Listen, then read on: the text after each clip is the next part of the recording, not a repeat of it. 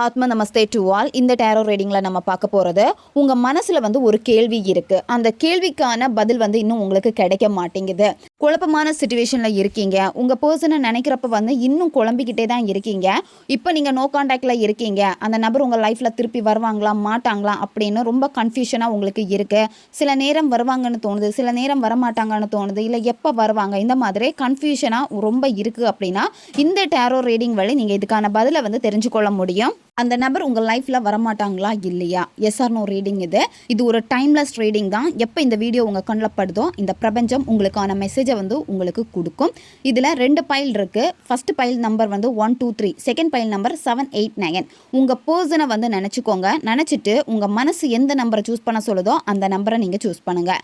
இந்த card energy கூட connect ஆகிறதுக்காக எந்த நம்பரை நீங்கள் சூஸ் பண்ணீங்களோ அந்த நம்பரை நீங்கள் கமெண்ட் பண்ணுங்கள். இந்த கார்டு எனர்ஜி கூட நீங்கள் கனெக்ட் ஆகிருவீங்க. இப்போ பைல் 1 சூஸ் பண்ண உங்களுடைய ரீடிங்கில் நம்ம போகலாம். லைஃப்பில் வந்து வர மாட்டாங்க.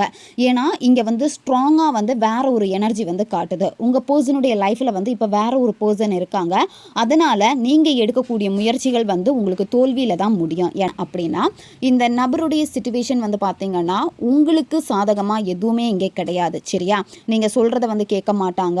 இப்போ அந்த தேர்ட் பர்சன் என்ன சொல்கிறாங்களோ அவங்களுடைய பேச்சை தான் கேட்பாங்க. இதற்கு இடையில வந்து பார்த்தீங்கன்னா சண்டைகள் அதிகமாக வரும். அந்த நபருக்கு உங்கள் மேலே வந்து வெறுப்பு கோபம் அதிகமாக இருக்கும். இந்த மாதிரி தான் இப்போ இருக்கும். இப்போ உங்களுடைய பேச்சுவார்த்தைகள் எல்லாமே வந்து பார்த்தீங்கன்னா அன்பான ஒரு பேச்சுவார்த்தையாக இருக்குமான்னு கேட்டால் இருக்காது. சண்டைகள் தான் அதிகமாக வரும். அந்த கால சூழ்நிலைகள் வந்து அந்த பேடான ஒரு சிச்சுவேஷன் வந்து மாறுறப்போ கொஞ்சம் நல்ல டைம் வந்து வரப்போ வந்து உங்ககிட்ட உங்கள் பர்சன் வந்து பேசுவாங்க. இப்போதைக்கு வாய்ப்பு இல்லை. இப்போ பிளாக் மேஜிக்னால அஃபெக்ட் ஆகி இருக்கிறப்போ இந்த பிளாக் மேஜிக்னால தான் இப்போ அவங்க வந்து கண்ட்ரோலாக இருக்காங்க. அந்த ஃபைல் 2 சூஸ் பண்ண உங்களுடைய ரீடிங்கில் நம்ம போகலாம். உங்கள் பர்சனுடைய சிச்சுவேஷன் எல்லாமே எப்படி இருக்குது அப்படின்னா அவங்களுக்கு சில ஃபினான்ஷியல் இஷ்யூஸ் வந்து இருக்குது. பிரச்சனையை வந்து சரி பண்ண முடியாமல் இருக்குது. அதனால் அவங்களுடைய பிரச்சனையை வந்து சரி பண்ணணும் அப்படின்னு தான் அவங்க இப்போ தீவிரமாக அவங்களுடைய வேலையில் முழுமையாக கவனத்தை செலுத்துகிறாங்க.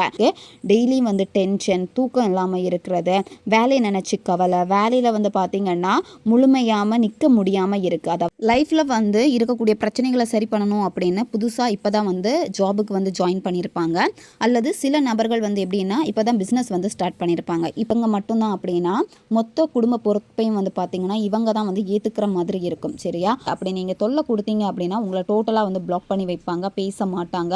அதுவே வந்து அவங்களுக்கு ஒரு இரிட்டேட்டடாக இருக்கும். உங்கள் மேலே கோபம் வெறுப்பை வந்து ஏற்படுத்தும்.